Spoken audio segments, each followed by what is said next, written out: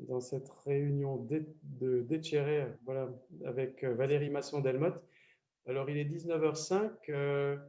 Je vais vous donner quelques indications techniques sur le déroulement de la réunion pour que vous ne soyez pas trop étonnés. Pour commencer, je vais désactiver tous vos micros pour éviter les bruits un peu parasites. Hein, ne soyez pas surpris.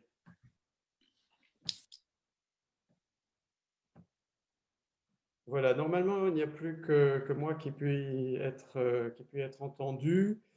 Voilà, je suis donc Jean-François Bourg, directeur des activités de l'association d'Etxerre à Strasbourg, Démocratie, Construction européenne et Religion. Nous sommes en compagnie d'un certain nombre de membres de notre association et je donnerai dans un instant la parole à notre président. Alors, je vous ai parlé des micros à l'instant, donc ils sont désactivés à votre entrée dans la réunion, voilà, et puis on les désactivera si on a l'impression qu'il y a trop de bruit parasite.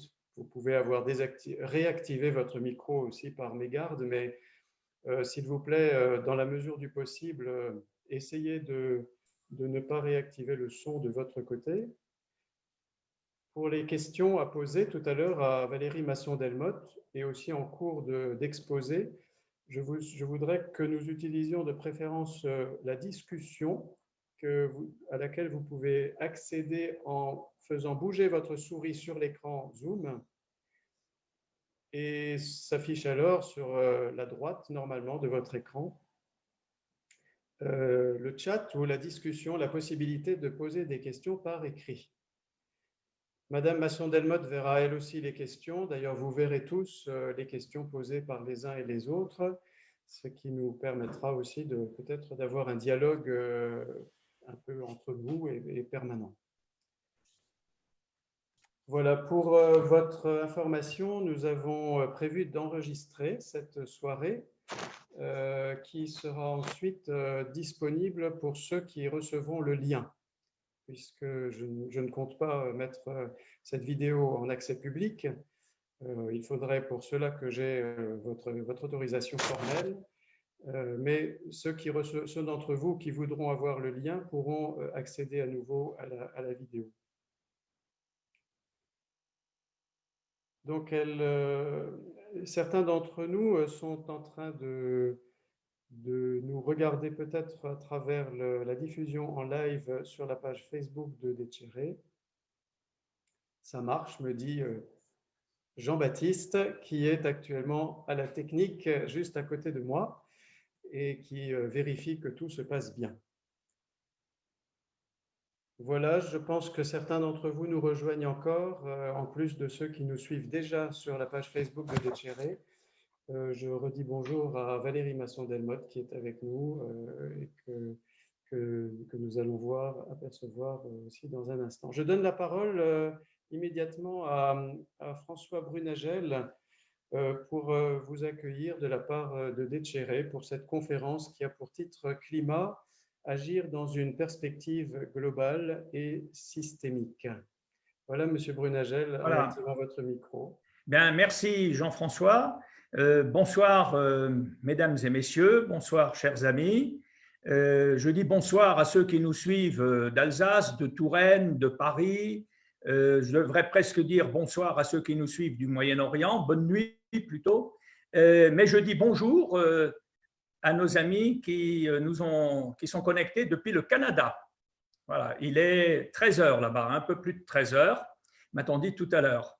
Alors bonsoir à tout le monde. Pour ceux qui rejoignent d'Etxerre la première fois, je voudrais simplement rappeler que d'Etxerre veut dire démocratie, CE, construction européenne et RE, religion au pluriel, et que c'est un think tank qui veille depuis 2005, par là, à promouvoir la place des religions et les valeurs portées par les religions dans l'espace public européen.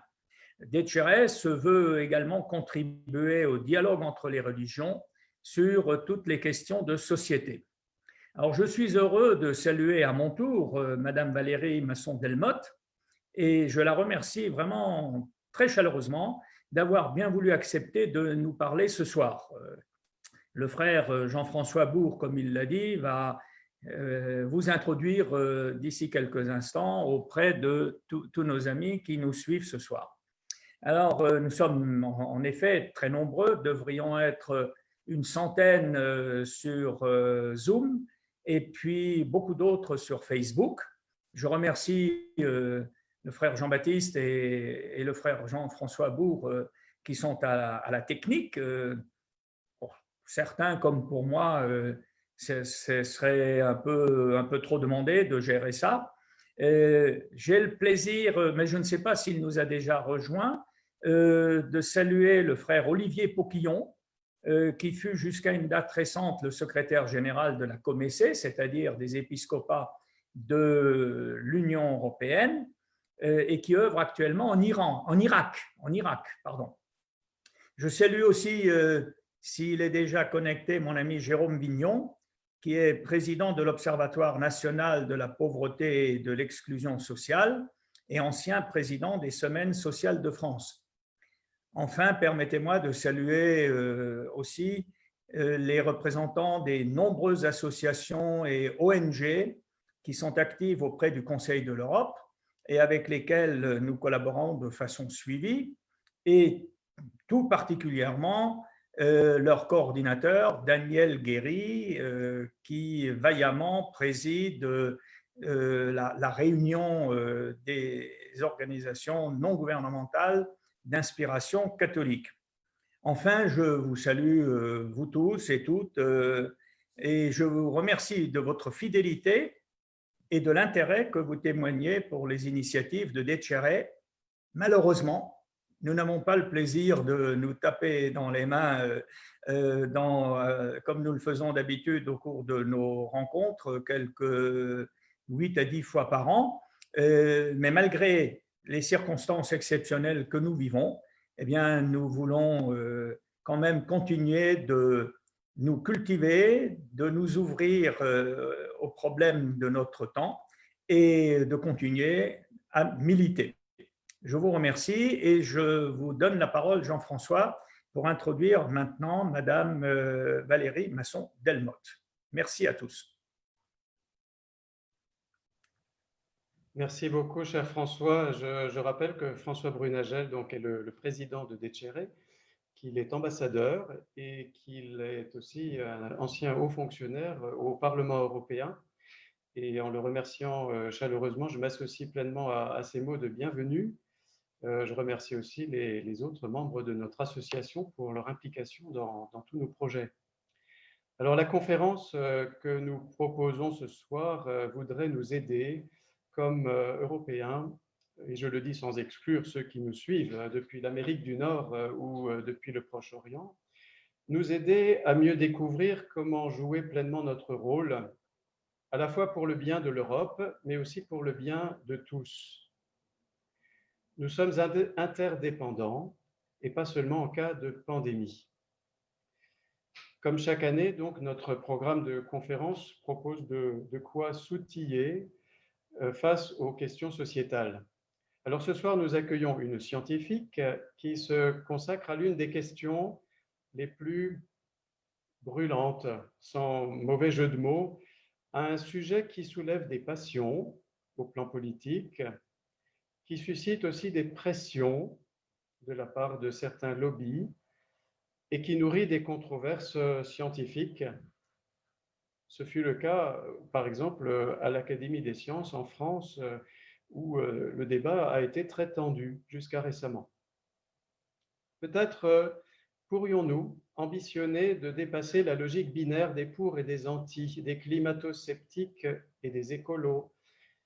Decere a collaboré avec d'autres ces derniers mois pour élaborer justement une vision plus structurée de ces défis de l'environnement, de la biosphère, de l'écologie, du climat, pour mettre en avant ce qu'on pourrait peut-être appeler l'opportunité d'imaginer un monde plus humain. Alors, bonsoir Valérie Masson-Delmotte. Encore une fois, nous vous accueillons avec joie. Vous êtes une scientifique, une citoyenne engagée aussi.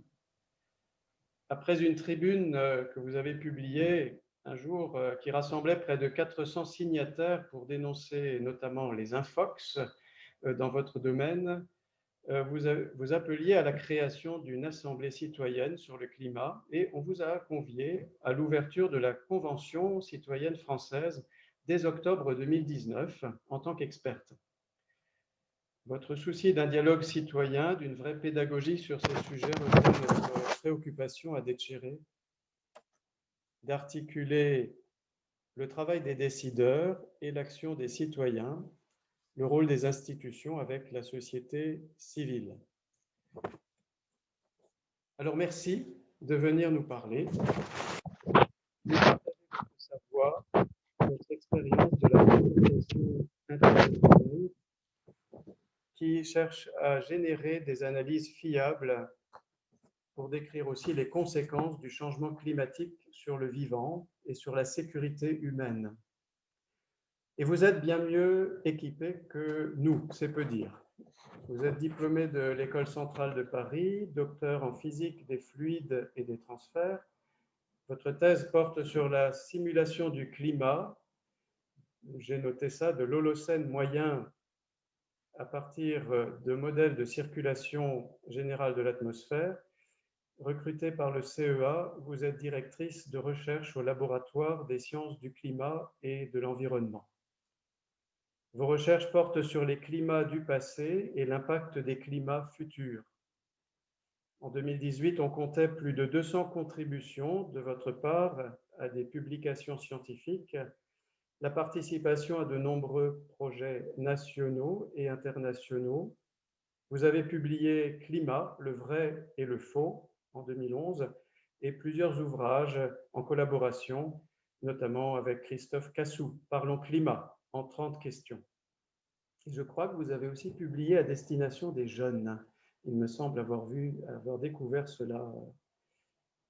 Vous travaillez donc toujours pour le Centre de l'énergie atomique et des énergies alternatives à Saclay, dans l'Essonne, et vous êtes coprésidente d'un des groupes de travail du GIEC, le groupe numéro 1 sur les 3 groupes du groupe d'experts intergouvernemental d'études du climat, et qu'on va présenter un petit peu, si vous voulez bien. Parce que pour beaucoup d'entre nous, ces instances restent un peu lointaines ou opaques. Je finirai en disant que vous êtes maman, que vous avez des enfants encore étudiants, et outre votre grand souci actuel pour la scolarité des étudiants pendant la pandémie, j'ai vu passer vos tweets, j'imagine que vous avez aussi les préoccupations d'une mère qui pense aux générations futures et au monde dans lequel ces générations vont vivre. Est-ce que je peux lancer la discussion et vous inviter à compléter en vous demandant dans quelle mesure votre engagement et vos recherches aujourd'hui sont justement liés à cette responsabilité de mère de famille qui doit forcément essayer d'imaginer le monde où ses propres enfants vont vivre. Alors, c'est une question peut-être un peu personnelle, mais en quoi cela vous motive aujourd'hui? Alors effectivement, ça fait partie, disons de la réflexion constante que j'ai, celle de laisser une empreinte positive à travers, mon action professionnelle, à travers ma vie personnelle, à travers aussi les valeurs que j'ai transmis à mes enfants et avec, la chance, de voir, mes 2 jeunes femmes maintenant de 19 et 22 ans, hem, heu, construire finalement leur rôle d'adulte dans la société graduellement. Et dans ces valeurs, il y a bien sûr des valeurs de respect d'autrui, de respect du vivant, des valeurs également liées au travail collectif, cela fait partie des points structurants que j'ai aussi hérités, moi, de mes grands-parents en Lorraine et de mes parents. Merci. Est-ce qu'on pourrait venir maintenant un peu sur l'organisation du travail pour une scientifique comme vous aujourd'hui? Comment ça se passe concrètement, cette vie de chercheuse impliquée auprès d'organisations gouvernementales et intergouvernementales, en particulier le GIEC? Si vous pouviez nous dire comment ça fonctionne et quelles seraient les bonnes raisons de nous fier, excusez-moi d'être provocant, aux résultats et aux analyses qui sont produits aujourd'hui? Oui, alors sur ce volet, ce que je voulais, c'était partager quelques supports visuels, donc on va vérifier que tout fonctionne. Est-ce que vous voyez mon écran pour ceux qui sont connectés par un ordinateur? En tout cas, je le vois. C'est parfait. Donc, tout le monde le Oui, voit. Monsieur Brunagel, vous le oui, voyez? oui, oui, oui, oui, oui. Merci. Alors pour ceux qui ne le voient pas, de toute façon, je pense que ce que je dirai peut guider votre réflexion de la même manière et j'ai fourni un lien qui permettra de télécharger ces supports visuels si vous souhaitez les revoir ou avoir accès aux sources d'informations. Donc la première chose que je voulais mentionner, c'est le fait que les recherches sur le climat sont faites partout dans le monde et que nous vivons avec un climat qui est en train de changer. On le voit ici sur ce visuel en haut. Avec l'évolution de la température à la surface de la Terre, donc au-dessus des continents et à la surface des mers, c'est l'un des indicateurs clés qui permet de suivre l'état du climat, parce qu'en fait, beaucoup d'impacts d'un climat qui change sont liés à ce niveau de réchauffement planétaire. Donc on en est environ à 1 degré en moyenne sur les dernières décennies de réchauffement par rapport à 1850-1900. Et je voulais aussi vous montrer, puisque beaucoup d'entre vous sont à Strasbourg, que ce constat à l'échelle planétaire, finalement, c'est le résultat d'un réchauffement que l'on observe quasiment partout à la surface de chaque région continentale et également à la surface des mers. Donc vous avez également là les enregistrements météorologiques depuis 1960 effectués à Strasbourg. Donc en France, on en est à un réchauffement de l'ordre de 1,5 degré. C'est plus important à la surface des continents, dans les régions terrestres, qu'au-dessus de l'océan. Et le réchauffement dans votre région se poursuit au rythme d'environ 0,3 degrés de plus tous les 10 ans. Et une des manifestations que je pense vous avez observées vous-même, c'est une augmentation de la durée ou de la sévérité de certaines vagues de chaleur. Et sur le graphique que je présente ici, qui vient de Météo France, on peut voir par exemple le caractère spectaculaire en termes de durée de la vague de chaleur de l'été 2018, ou en intensité des pics de température pendant les étés 2015 ou 2019. Et je précise enfin que quand on prend l'évolution de la mortalité en France, de la surmortalité des derniers 20 ans, on distingue en fait les grippes hivernales, l'effet des vagues de chaleur sur les personnes les plus fragiles, surtout en 2003, parce que depuis, on a mis en place des stratégies pour limiter ces risques, et puis également la pandémie actuelle. Donc ça montre en fait que la question du réchauffement climatique et de ses conséquences en termes d'événements extrêmes sont aussi des enjeux en matière de santé publique.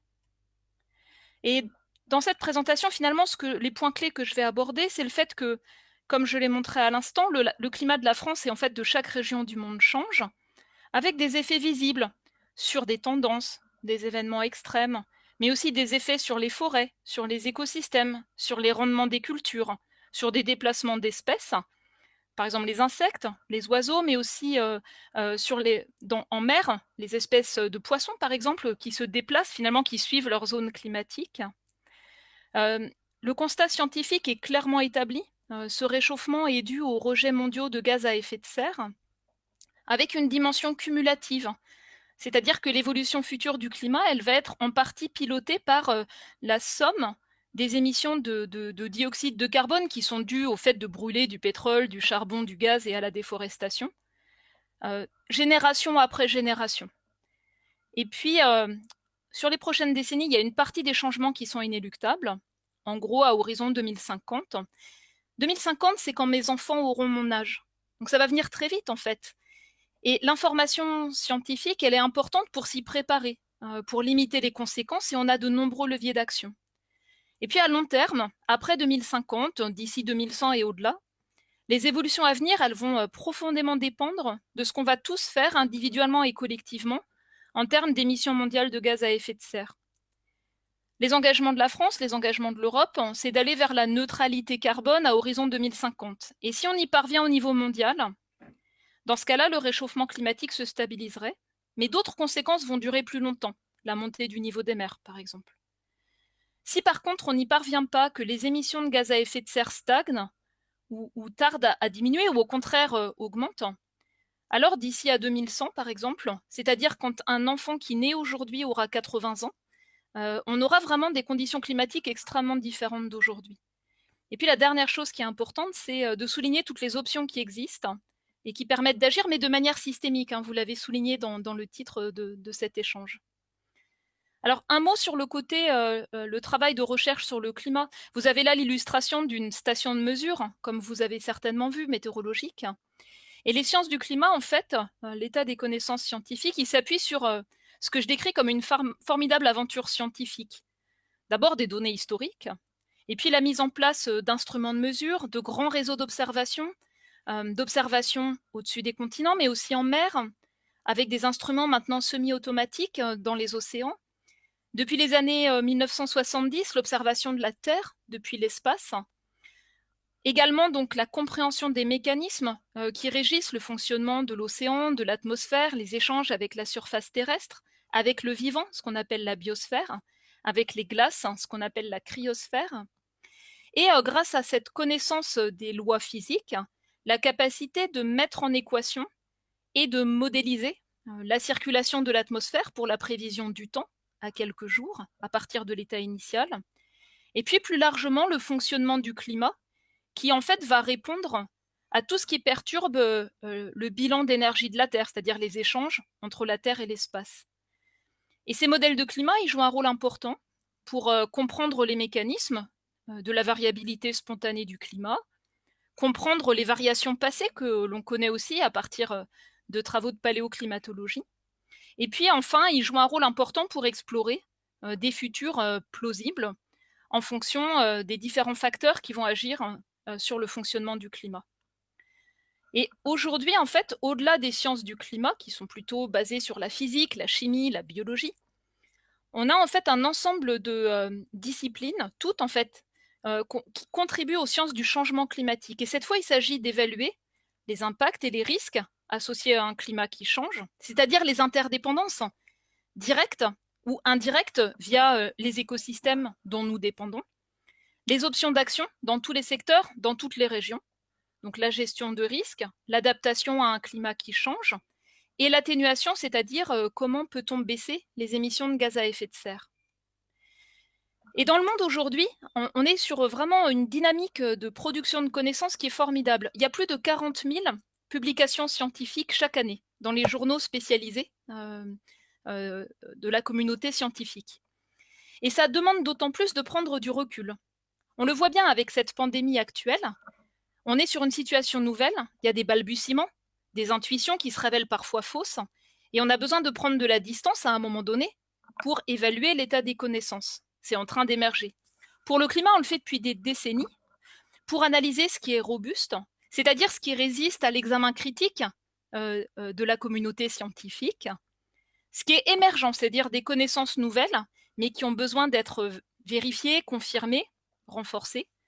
Pourquoi est-ce qu'on a des controverses scientifiques, c'est-à-dire quand on a des connaissances imparfaites, incomplètes, parfois contradictoires? Et puis, où sont les limites des connaissances, c'est-à-dire ce qu'on n'est pas capable d'évaluer? Et en fait, ce travail, c'est vraiment celui qui a été confié à la fin des années 1980 à un groupe d'experts qui s'appelle le groupe d'experts intergouvernemental sur l'évolution du climat, qui a été mis en place sous l'égide du programme des Nations Unies pour l'environnement et de l'Organisation météorologique mondiale. Donc le GIEC, il fonctionne avec un petit secrétariat à Genève, donc à l'Organisation météo mondiale, d'une dizaine de personnes. Toutes les décisions sont prises par les représentants des différents pays en session plénière. Ces représentants de tous les pays élisent un bureau de 34 personnes, dont je fais partie. Donc j'ai été élue pour la période 2015-2022. Je suis mise à disposition par mon employeur. J'ai aucune rémunération particulière liée à ça. Et on va ensuite mobiliser des centaines de chercheurs volontaires qui ne sont pas rémunérés et qui vont passer entre 30 et 50% de leur temps pendant plusieurs années pour évaluer finalement l'état des connaissances scientifiques, techniques et socio-économiques sur les risques liés au changement climatique, ses impacts donc potentiels et les options d'action. Et quand on fait ces évaluations, on le fait de la manière la plus objective, transparente et rigoureuse possible. Donc les auteurs des rapports on les choisit sur la base de leur expertise scientifique, et c'est 2/3 de nouveaux auteurs d'un rapport à l'autre pour qu'il y ait un renouvellement, avec la recherche de jeunes chercheurs très pointus, et puis de chercheurs seniors qui ont une vision d'ensemble, une représentation des différentes régions du monde, et puis une recherche d'être juste sur, par exemple, la participation des femmes scientifiques. Il y en a à peu près 30% actuellement, c'était 1% en 1990. Et puis cette évaluation, elle a pour mandat d'être neutre, donc pertinente pour éclairer des choix politiques. On ne fait pas une encyclopédie ou un livre de cours, et non prescriptive. Donc pour chaque option d'action, on va en fait rapporter son potentiel, ses limites, ses coûts, ses bénéfices, ses effets indésirables, de manière très, très factuelle. Et enfin, donc, le GIEC ne fait pas de recherche, hein. Il n'a pas de modèle, il ne fait pas les scénarios, il ne produit pas les observations. Il s'appuie sur ce qui est produit dans les universités, dans les centres de recherche, dans les entreprises, par les acteurs de terrain dans le monde entier. Mais en faisant cet exercice d'évaluation régulier, il stimule la production de connaissances nouvelles, par exemple des travaux de synthèse publiés à temps, et la maturation des connaissances scientifiques, c'est-à-dire cette distillation, le fait de prendre du recul et d'avoir une vision d'ensemble. Et c'est un exercice assez formidable moi j'appelle ça de co-construction entre les représentants des différents pays et le monde scientifique. Donc les représentants des pays décident de préparer un rapport, et nous on fait une semaine de brainstorming avec une centaine de chercheurs du monde entier pour proposer une structure et des points clés, donc des chapitres et des points clés à aborder.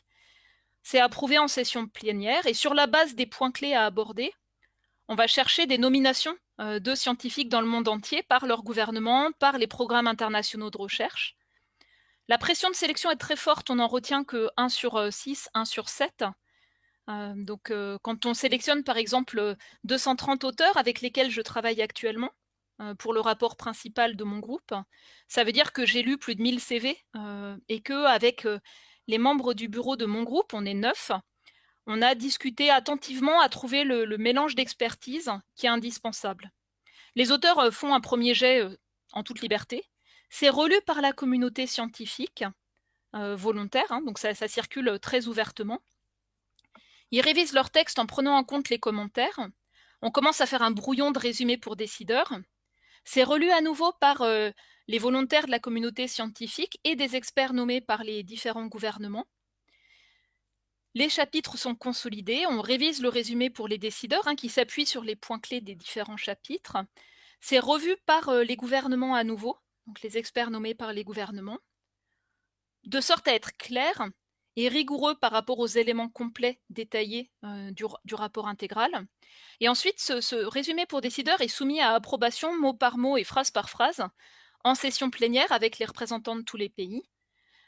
Et c'est vraiment un travail d'examen critique des éléments scientifiques. Certains peuvent déranger, mais quand les éléments scientifiques sont solidement établis, ils s'imposent à tous. Et puis, ça permet aussi d'améliorer la clarté de la rédaction. Les scientifiques utilisent souvent un jargon un peu difficile, et ça permet en fait d'avoir une reformulation qui est souvent plus claire. Tous ces aspects sont transparents. Vous pouvez avoir accès au résumé par des observateurs extérieurs de ces sessions d'approbation. Et enfin, du coup, ces rapports constituent un socle scientifique commun, endossé par les représentants de tous les pays, ce qui permet de séparer l'état des connaissances scientifiques d'un côté, des négociations internationales pour le climat de l'autre, qui peuvent s'appuyer sur ce socle scientifique commun. Sinon, dans les discussions internationales sur le climat, chaque pays viendrait avec ses experts qui discuteraient sur des points de détail au lieu de s'appuyer sur cette image d'ensemble solidement établie. Et donc, on a rendu dans ce cycle, le 6e, 3 rapports spéciaux en 2018 et 2019 sur un réchauffement d'1,5 degré à la demande de l'accord de Paris sur le climat, de la COP 21, sur l'océan et les glaces dans un climat qui change, où on regarde justement les interdépendances entre les sociétés humaines, les écosystèmes et l'état du climat, sur le changement climatique et les terres, avec un accent mis sur la sécurité alimentaire. Et puis là, on est en plein dans la préparation, dans le contexte compliqué de la pandémie, de nos rapports complets. Un rapport spécial, c'est 500 pages en gros. Ça s'appuie sur typiquement 6000 publications scientifiques, et c'est le travail d'une centaine d'auteurs, d'une centaine de contributeurs supplémentaires, et ça mobilise des milliers de relecteurs. Pour donner un ordre de grandeur sur le rapport principal sur l'état du climat et puis les projections d'évolution future, au niveau global et au niveau régional que je coordonne, avec le coprésident chinois avec lequel je partage ces responsabilités, nous avons reçu dans le dernier tour de relecture au printemps dernier 50 000 commentaires de plusieurs milliers de relecteurs. Ça donne un peu une idée de ce dialogue en fait critique qui mobilise les compétences de centaines et de milliers de scientifiques dans le monde. Voilà, j'espère que ça donne une idée un petit peu plus claire de ce travail compliqué finalement pour passer en revue l'état des connaissances et ensuite essayer de l'exprimer le plus clairement possible. Alors Oui, les rapports, ils sont disponibles en anglais, les résumés dans les différentes langues de l'ONU, donc français, espagnol, russe, arabe, et également, est-ce que j'ai oublié une langue de l'ONU? Non, je crois que c'est correct. Et par contre, il y a des groupes de citoyens qui en ont fait des adaptations grand public en français qui sont plus faciles d'accès. Et j'ai également fourni les liens si vous souhaitez les partager avec l'ensemble des participants. j'aurais une question éventuellement, si je peux me permettre. On constate donc qu'il y a une concertation très importante et donc des échanges, des gens qui valident ce que d'autres ont fait, qui réinterrogent le travail en cours. Et ça, c'est donc d'ampleur vraiment internationale, si j'entends bien ce que vous dites, avec beaucoup de monde qui se mobilise avec peu de moyens, si on vous a bien entendu tout à l'heure. Donc ça veut dire que ce sont des scientifiques qui se mobilisent parce qu'ils sont motivés. Ils se disent il y a quelque chose à faire ou il y a peut-être même une crise grave à affronter. Et je voulais vous demander, dans cette concertation, est-ce qu'il y a parfois des débats virulents, enfin, ou des difficultés à harmoniser les positions? Alors en fait, donc pour donner un ordre de grandeur, le rapport que je coordonne en ce moment, c'est 230 chercheurs de 60 pays différents. Le rapport sur les terres, c'était une centaine de chercheurs. Je me souviens plus du nombre exact de pays, mais il y avait davantage de participants pour celui-là de pays en développement que de pays développés, par exemple, hein, compte tenu de la diversité des contextes, des enjeux et des compétences à mobiliser. En fait, c'est un espace permanent de débat. C'est un espace permanent de débat sur finalement deux aspects. Euh, où est-ce qu'il y a des connaissances vraiment nouvelles? Où est-ce qu'on a vraiment des choses nouvelles en termes de connaissances? Et le deuxième point, c'est, mais dans cette masse de connaissances nouvelles, qu'est-ce qui est important? Qu'est-ce qui est vraiment important de communiquer pour des décideurs politiques? Quels sont les points clés qu'on veut mettre en avant dans les résumés exécutifs de chaque chapitre, dans le résumé d'une vingtaine de pages à l'intention des décideurs? Dans les commentaires de relecture qu'on reçoit, c'est la même chose. C'est en fait en permanence examiner des commentaires reçus. Alors il y a par exemple quelque chose de très fréquent qui vient, qui est « vous n'avez pas cité mon propre travail à moi, pourtant si important ». Il y a aussi les égos des scientifiques qui sont là. Certains sont très attachés à leur propre domaine de recherche, il leur semble le plus important du monde. Et il faut accepter finalement le regard critique des autres, une approche collective. Donc on a aussi, en tout cas en ce moment pour mon groupe, fait appel à des consultants extérieurs. En fait, c'est une équipe canadienne qui nous aide à mettre en place des pratiques participatives et inclusives pour que chacun puisse contribuer. Donc il y a des obstacles parfois en termes de langue, la maîtrise de l'anglais qui est notre langue de travail. Il y a des obstacles en termes de confiance en soi pour certains des scientifiques qui sont parfois un peu intimidés par l'institution, par les autres scientifiques. Et puis, on a aussi mis en place des méthodes pour trouver le consensus dans un groupe ou lors des réunions propres à chaque chapitre, mais aussi transverses à différents chapitres ou à différents groupes de travail. Donc, on a eu beaucoup de réunions virtuelles. Comment faire pour trouver le consensus dans un groupe, c'est-à-dire distinguer clairement l'expression d'une opinion, s'appuyer sur des éléments factuels précis, et ensuite mobiliser un degré de flexibilité de chacun et tirer parti de tout le recul que permet de croiser les esprits critiques pour dégager ce qui est vraiment robuste. Et un des aspects clés de ce travail, c'est d'associer à chaque conclusion un degré de confiance qui va être exprimé avec un niveau de confiance faible, moyen, élevé, ou bien des faits établis, qui sont une vérité scientifique, parfois même une approche qualitative. Donc, on utilise en fait un langage de probabilité pour exprimer que quelque chose est très probable ou très peu probable en fonction des éléments quantitatifs disponibles. Et puis, chaque paragraphe qui supporte une de ces conclusions est entièrement traçable aux éléments pris en compte et aux publications scientifiques passées en revue. Alors, je suis content qu'on ait juste un peu présenté cette façon de travailler parce que, évidemment, l'enjeu, il est de voir un petit peu comment prendre conscience du problème, on va dire, de ce qui est évolution climatique. Et nous tous, ici, je pense que nous avons rencontré des personnes qui sont, on va dire, hein, je vais utiliser l'expression consacrée climato-sceptiques.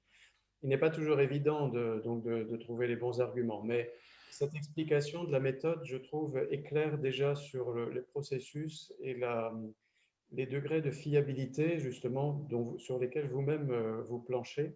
Je voudrais qu'on aborde un peu plus clairement la description de cette crise climatique. C'est quoi cette crise climatique? Est-ce qu'on peut parler comme ça? J'ai entendu quelqu'un dire il n'y a pas très longtemps dans une réunion, nous en avons encore pour 10 ans. Ça fait peur. On se dit, qu'est-ce qui va se passer dans 10 ans? Où en sommes-nous? Est-ce que nous devons avoir peur, en quelque sorte? Alors c'est difficile en fait pour moi de m'exprimer sur le côté émotion parce que justement dans mon travail de scientifique, j'essaie de tenir ça à distance. Par contre, je pense que c'est important de rappeler peut-être ce qu'est ce changement climatique, ses impacts, ses implications et puis la marge de manœuvre que l'on a. Et je vous propose de passer à cette séquence. Euh, et peut-être le premier point, c'est de partager avec vous le diagnostic, c'est-à-dire comment les activités humaines affectent-elles le climat de notre planète. Et tout à l'heure, je vous montrais, vous savez, le code barre du climat en moyenne planétaire. Je vous ai montré le réchauffement à Strasbourg.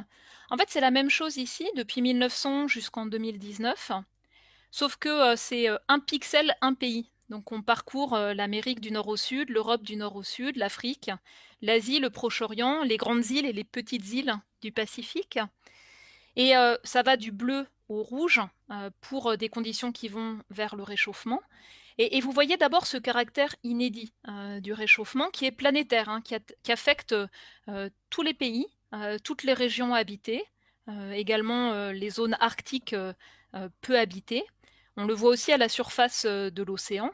Et ce réchauffement, il est déjà une rupture par rapport aux variations passées de température à l'échelle des derniers 1500 ans. On est sorti en fait de la gamme de variabilité naturelle du climat qui résulte de temps en temps d'éruptions volcaniques, de petites variations de l'activité du Soleil, et puis des échanges entre l'océan et l'atmosphère. À plus long terme, d'autres facteurs jouent, mais je me focalise sur le court terme.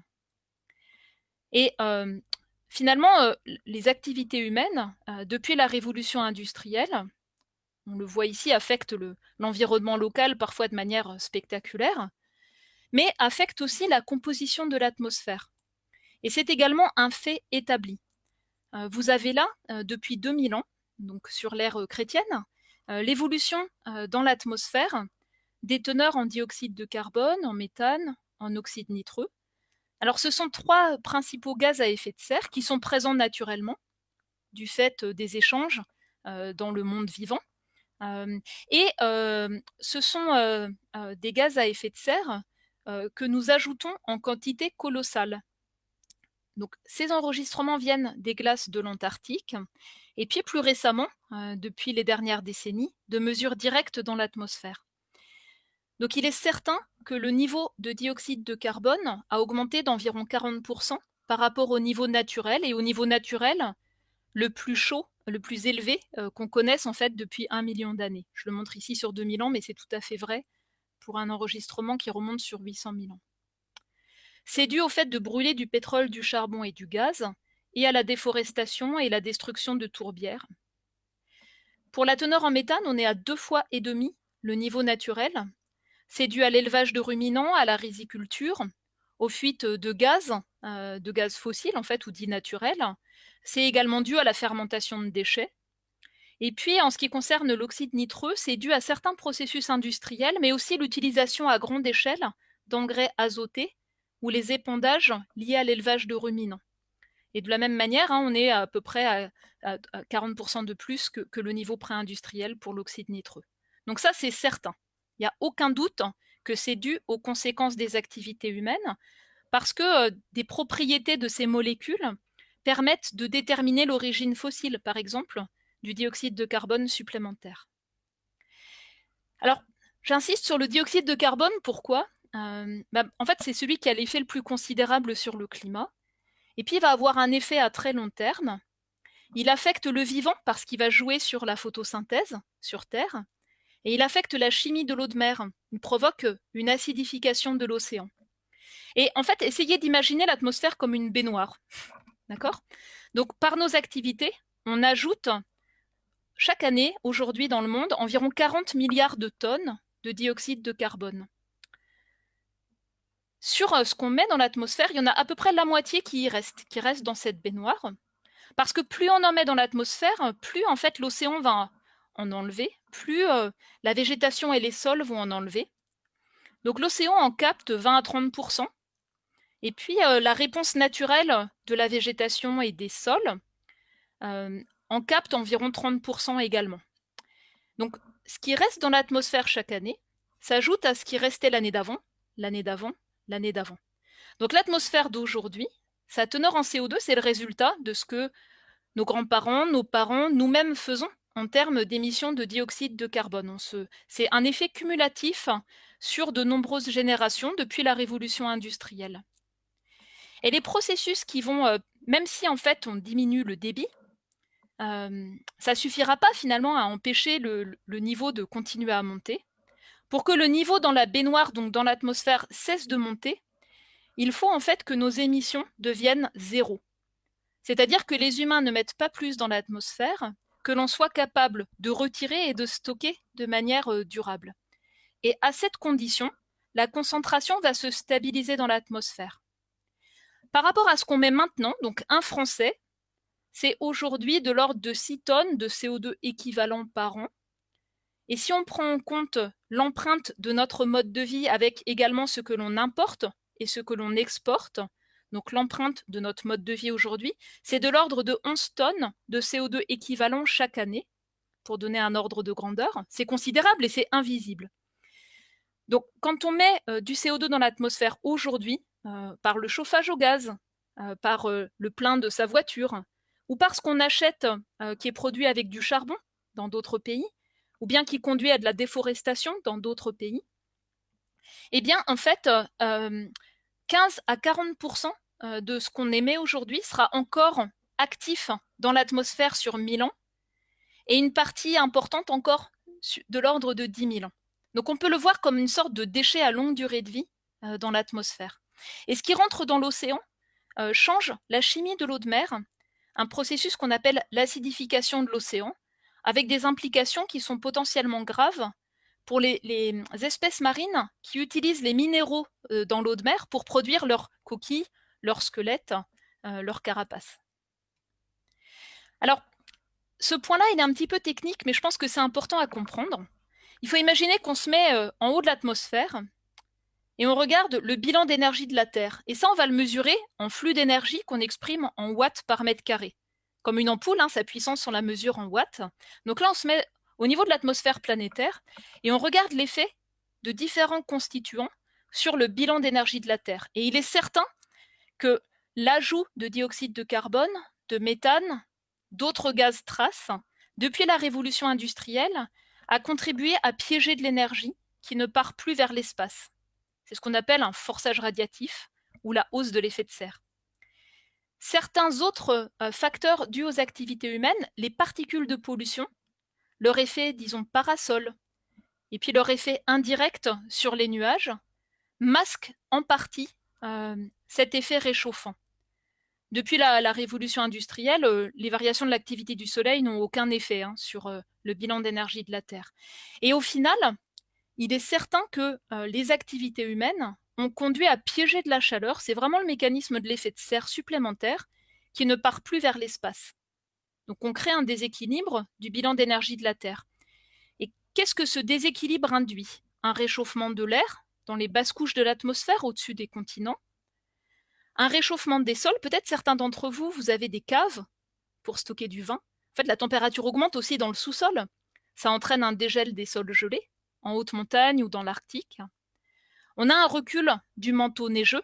Alors, c'est assez spectaculaire dans les Vosges, hein, où j'ai passé mes vacances en étant enfant. Donc, le manteau neigeux est présent sur une durée plus courte, en moyenne montagne. Il se réduit en particulier au printemps dans l'ensemble de l'hémisphère nord. Il y a un recul de la banquise près du pôle nord, donc l'eau de mer qui gèle en surface. Il y a un recul généralisé des glaciers. Et puis, on a un recul également du Groenland et des glaces de l'Antarctique, donc des immenses glaciers qui couvrent ces régions polaires terrestres. Mais le gros de la chaleur rentre dans l'océan. À peu près 90% de la chaleur qui ne part pas vers l'espace, elle est stockée dans l'océan. Elle rentre d'abord en surface, puis ensuite en profondeur. Et cette boucle, en fait, dans l'océan, l'espèce de grand tapis roulant des eaux de mer, ça dure à peu près 1000 ans.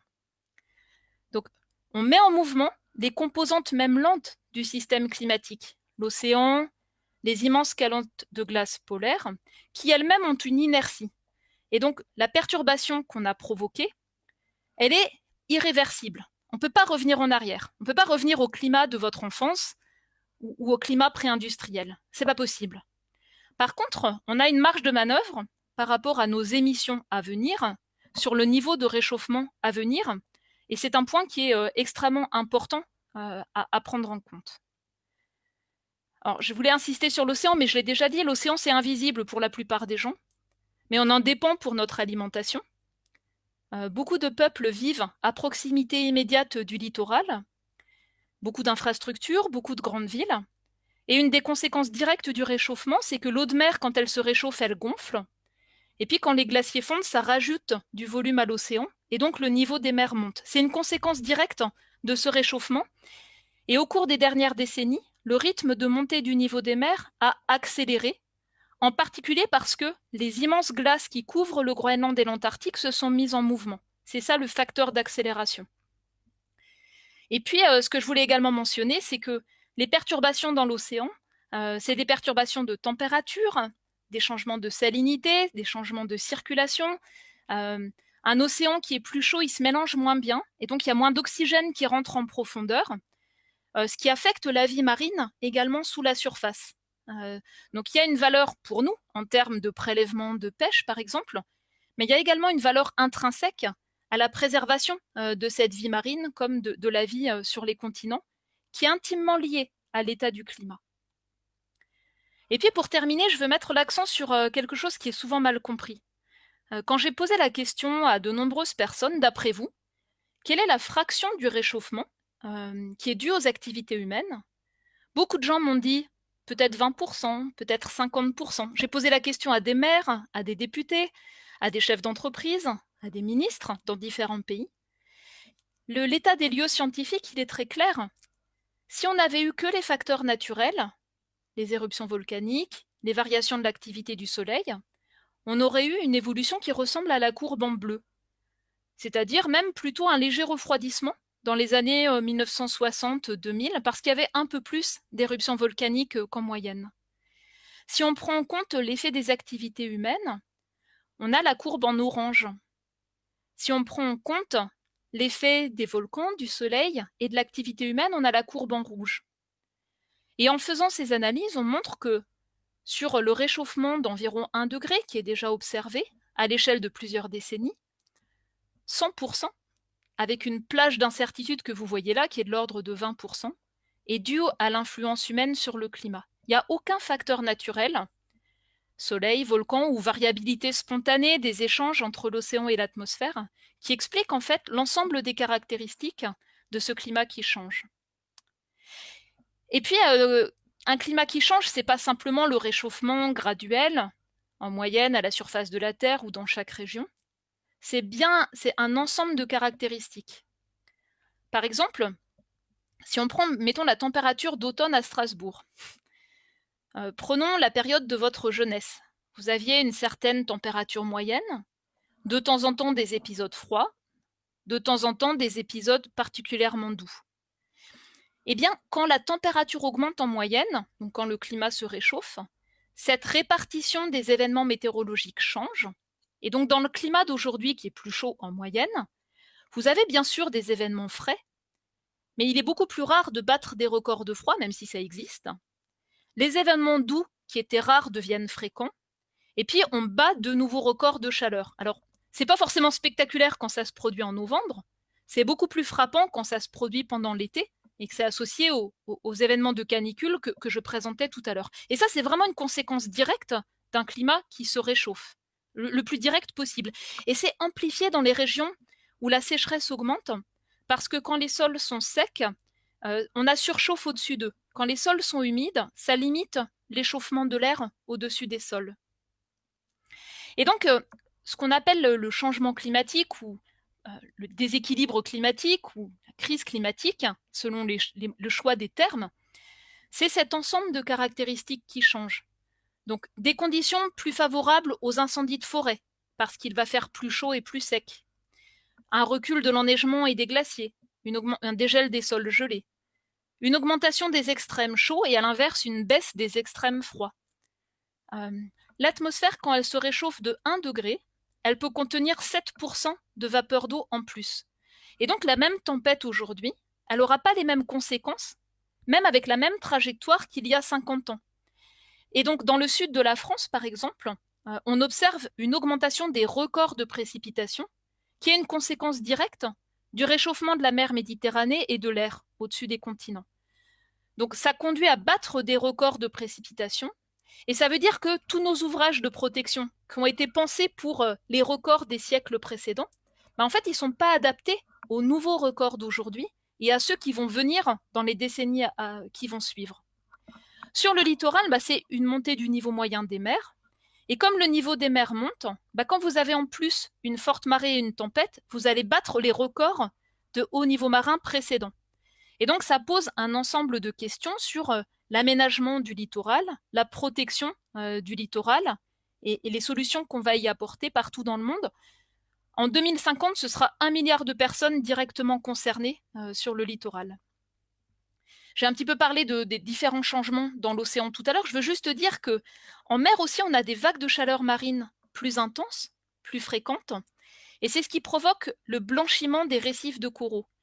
Et plus ces vagues de chaleur se répètent souvent, eh bien, plus il sera difficile pour les récifs de coraux de récupérer entre deux événements. Et ça fait partie des écosystèmes qui sont les plus menacés par rapport à un climat qui change, sachant qu'en fait, ils ont une valeur par eux-mêmes pour la faune marine, pour la reproduction d'espèces de poissons qui ont une valeur commerciale. Ils jouent un rôle important dans certaines activités touristiques, la protection de la côte. Et c'est juste pour souligner finalement que finalement, nous dépendons aussi des conséquences sur ces écosystèmes, et ces dépendances sont complexes et parfois très vives, en particulier pour ceux qui dépendent, par exemple, de la pêche artisanale. Alors, je voulais juste terminer sur ce point, quand on parle de crise climatique, c'est vraiment poser la question de l'action à hauteur des enjeux. Je reprends mon diagramme avec les barres, bleues quand il fait frais et rouges quand il fait chaud.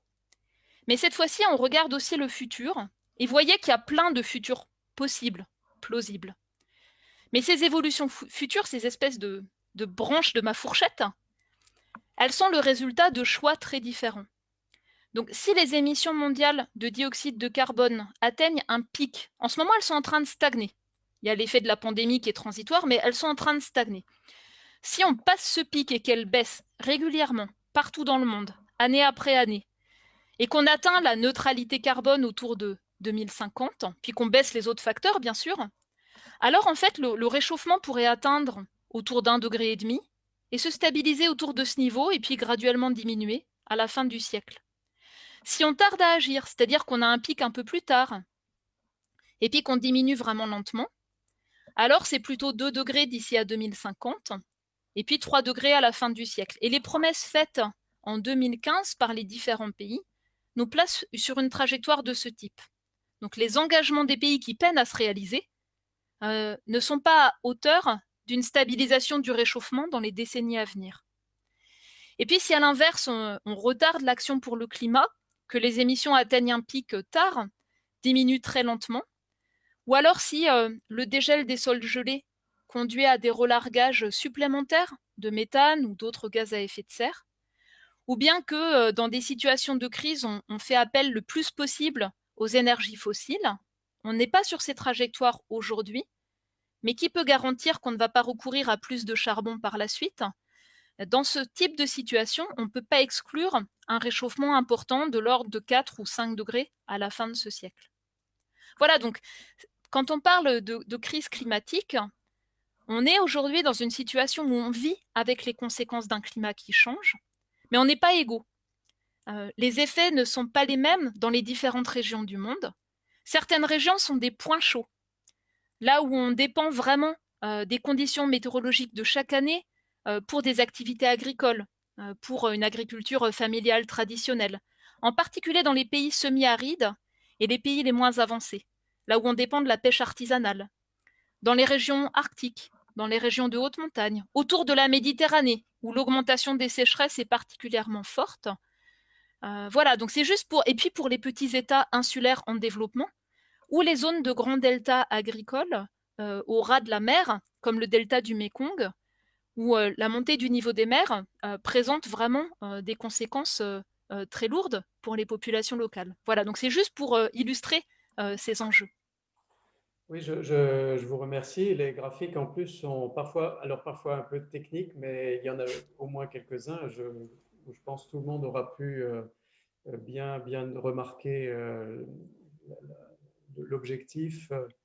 Je retiens en tout cas que le facteur humain semble indubitable. Je devrais même dire est indubitable si je vous écoute bien. Une deuxième chose que je retiens, c'est que le réchauffement, nous n'allons pas pouvoir l'arrêter, nous allons pouvoir le modérer.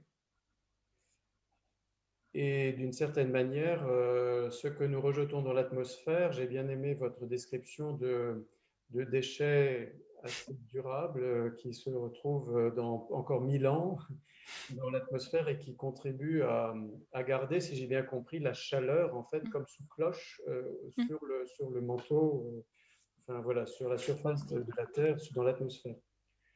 Et je me disais, mais sans vouloir du tout céder à l'émotion que tout à l'heure vous avez, à mon avis, très, très justement voulu tenir à l'écart, parce qu'on ne décidera rien, je pense, et les politiques ne décideront rien dans un climat émotionnel, on ne décide rien sous le coup d'une émotion, c'est certain. Mais quand même, la question, je voudrais la poser d'une manière encore d'une autre façon. Est-ce que les êtres humains, dans les perspectives qui viennent, doivent se préparer à une situation difficile à supporter, très difficile à supporter, et je veux dire par là, si nous n'accélérons pas l'agenda politique de la transition qui a été faite. D'ailleurs, qu'en pensez-vous des choses qui ont déjà été faites? Est-ce que nous sommes sur la bonne voie? Et si nous n'accélérons pas, est-ce que nous devons nous préparer à une situation, à certains points chauds, peut-être même vraiment insupportable? Voilà. Mais on pourrait peut-être aller de plus en plus maintenant vers la question de quel bilan en ce qui concerne ce que nous avons déjà fait et quelle serait aujourd'hui l'urgence? Est-elle technologique ou est-elle humaine? Parce que vous disiez les infrastructures que nous avons prévues nous protégeaient des extrêmes jusque-là. Alors est-ce simplement une question finalement de créativité technologique et puis nous serons protégés? Ou bien devons-nous nous préparer à d'autres choix? Alors, il y a beaucoup de questions. Dans la question, je m'excuse, j'ai voulu trop... François. Oui, madame, merci beaucoup pour ces exposés. Je suis un peu étonné de ne pas vous entendre parler de démographie, parce que là, on met en accusation la société industrielle, parce que vous avez répété à plusieurs fois, depuis l'avènement de la société industrielle, mais moi qui ai vécu à Madagascar, je peux témoigner que là-bas, nous avons affaire à des gens qui ne demandent qu'à vivre. et qui, ma foi, survivent avec des moyens très, très rudimentaires en déforestant. La déforestation à Madagascar est très, très connue et qui, par conséquent, continueront de produire des gaz à effet de serre. Alors, quel est le rapport entre l'évolution récente depuis 2 siècles dans la variation climatique par rapport à l'évolution démographique? Merci. Oui, alors c'est une très bonne question et sur le côté énergie, on peut l'aborder en distinguant différents termes. Le premier terme, finalement, c'est combien on est, donc l'évolution démographique. Le deuxième terme, c'est combien d'énergie on consomme par personne.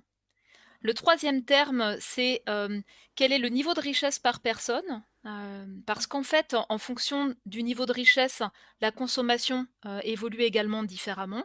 Et enfin, quel est le mix énergétique propre à chaque pays, puisque si on a un mix énergétique décarboné, on peut consommer de l'énergie sans rejeter de gaz à effet de serre, mais si à l'inverse, il est très carboné, avec du charbon, du gaz, du pétrole, ça n'est pas le cas. Et il y a des résultats intéressants. Donc on est dans certaines situations sur un découplage entre l'évolution par exemple du PIB et l'évolution des émissions de gaz à effet de serre. Et pour résumer de manière un peu grossière, je dirais que il y a bien sûr 2 déterminants sur la pression qu'on exerce sur l'environnement au sens large. C'est l'évolution démographique d'une part, mais c'est aussi l'évolution de la consommation par personne. Et enfin, c'est la structure de la consommation. C'est ce que j'essayais de décrire tout à l'heure. Et ça pose beaucoup de questions parce que y a une responsabilité historique des pays occidentaux qui est évidente, hein, Europe, Amérique du Nord, sur le cumul des émissions depuis la révolution industrielle jusqu'à aujourd'hui.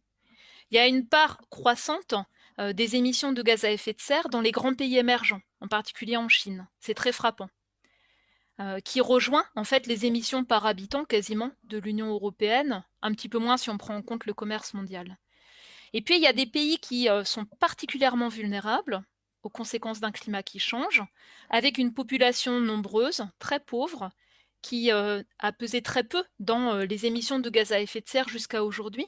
C'est un point que met constamment en avant, par exemple, l'Inde dans les négociations internationales sur le climat, en revendiquant un droit à aussi se développer avec les énergies les moins chères possibles.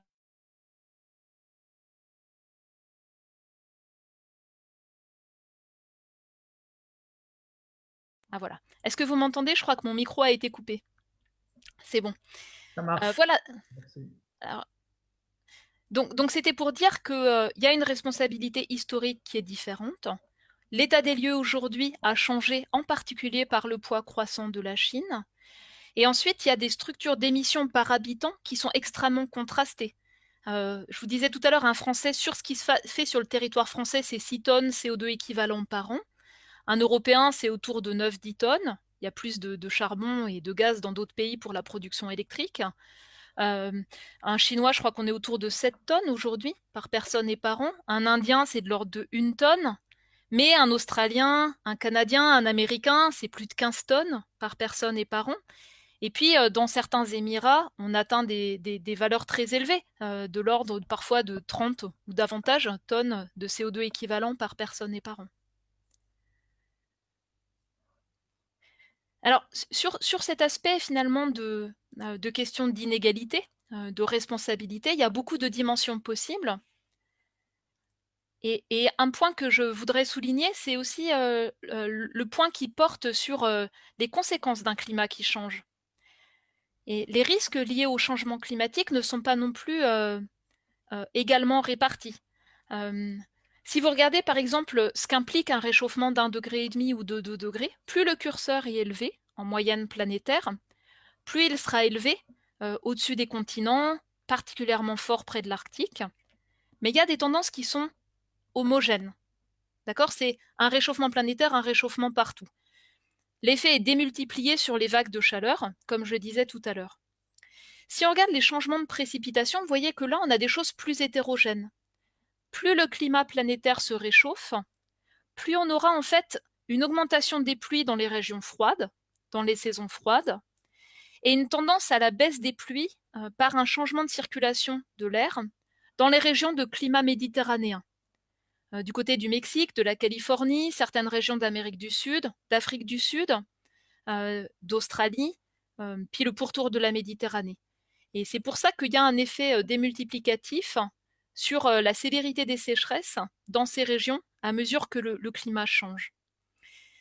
Mais quand on parle de risque climatique, la démographie compte, la capacité d'action compte, les ressources disponibles comptent.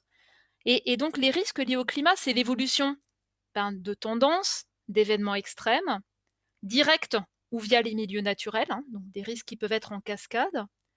C'est aussi l'évolution de la vulnérabilité et puis l'évolution de l'exposition en fonction des lieux de vie aux conséquences d'un climat qui change. Et c'est ça qui est un des facteurs principaux d'hétérogénéité dans les conséquences du changement climatique. Et quand on parle d'adaptation, l'adaptation, ça veut dire agir sur ces vulnérabilités, agir sur ces expositions pour réduire le risque. Et quand on parle d'atténuation, c'est agir sur les émissions de gaz à effet de serre pour limiter l'augmentation des aléas potentiellement dangereux. Et pour un certain nombre de risques liés à la préservation des écosystèmes, donc du vivant, et pour la sécurité humaine, il y a vraiment une augmentation très forte du niveau de risque en fonction du niveau de réchauffement planétaire. Donc on en est à 1 degré à peu près aujourd'hui. On voit déjà des conséquences sévères pour certains récifs de coraux tropicaux, la grande barrière de corail par exemple. Pour les écosystèmes terrestres, le risque de perte d'habitat double sur la base d'une étude de 100 000 espèces de plantes, d'insectes et de vertébrés, entre un réchauffement d'1,5 degré ou de 2 degrés. Le risque augmente très fortement, par exemple, lié au recul de la banquise près du pôle Nord, pour chaque fraction de réchauffement supplémentaire. La banquise, elle va continuer à se rétrécir. Dans un monde à 1,5 degré plus chaud, on n'en aurait plus du tout une année sur 100. Dans un monde 2 degrés plus chaud, on n'en aurait plus du tout à la fin de l'été, une année sur 3 à une année sur 10. Et puis elle se reformerait, mais plus réduite en hiver. Et donc on a des mélanges d'opportunités, par exemple, de nouvelles routes maritimes, de nouvelles zones ouvertes à l'exploration pétrolière ou gazière ou minière. Et puis à l'inverse, des vulnérabilités pour les modes de vie traditionnels, la préservation des cultures, pour les écosystèmes qui dépendent de la glace de mer. Et ça concerne des oiseaux, des mammifères, mais aussi des poissons. Voilà, on a en fait à chaque fois un mélange complexe selon les intérêts et selon les vulnérabilités. Et pourquoi est-ce qu'on parle d'enjeux vraiment vitaux ? C'est parce qu'en fonction de l'ampleur du réchauffement, on peut avoir des effets majeurs de pénurie d'eau dans les régions arides, avec des niveaux de risque qui deviennent importants à très importants pour des plages de réchauffement autour de 2 degrés au niveau planétaire. Et pour donner un ordre de grandeur, ce sont plusieurs centaines de millions de personnes qui sont aujourd'hui susceptibles de basculer dans la pauvreté, qui risquent en fait d'être exposées à des risques croisés directs sur l'eau, mais aussi indirects par la désertification, la perte de végétation ou la chute de rendement de céréales ou de la productivité du bétail dans des conditions plus chaudes et plus sèches. Et donc, pour reprendre un enjeu majeur en termes de sécurité alimentaire, et reprendre aussi la question sur l'évolution démographique également, on a des difficultés aujourd'hui d'approvisionnement alimentaire dans certaines régions. Alors c'est bien sûr exacerbé par les conflits. Ça touche des régions ponctuelles avec la possibilité d'apporter de l'aide humanitaire en situation d'urgence. C'est souvent le cas en situation de sécheresse. Le risque pour un niveau de réchauffement plus élevé, c'est avoir des événements extrêmes qui touchent plusieurs greniers à blé en même temps, ou plusieurs situations de crise en même temps, où on ne puisse pas assurer un approvisionnement alimentaire suffisant. Donc c'est ça en fait que exacerbe le réchauffement planétaire.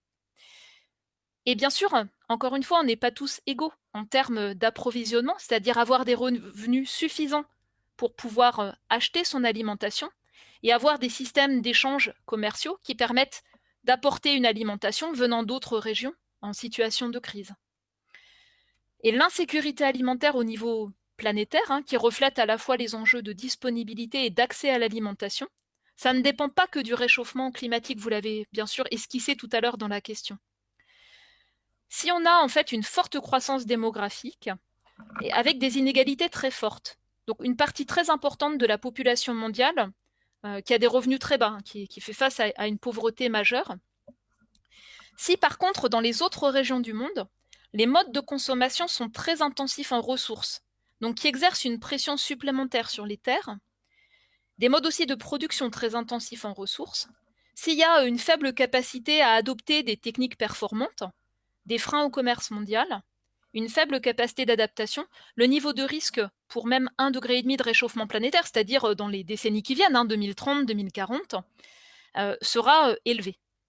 Et à l'inverse, si on fait des choix de développement plus soutenables, donc une maîtrise démographique, une action pour éliminer la pauvreté extrême, une alimentation plus diversifiée, une production plus résiliente, avec une forte capacité d'adaptation, si on préserve les terres agricoles par la gestion du foncier partout dans le monde, et qu'on a finalement des pratiques de gestion durable des terres, vous voyez que dans ce cas-là, en fait, même jusque 2,5 degrés de réchauffement, on peut en fait limiter les risques à être modérés en termes d'insécurité alimentaire.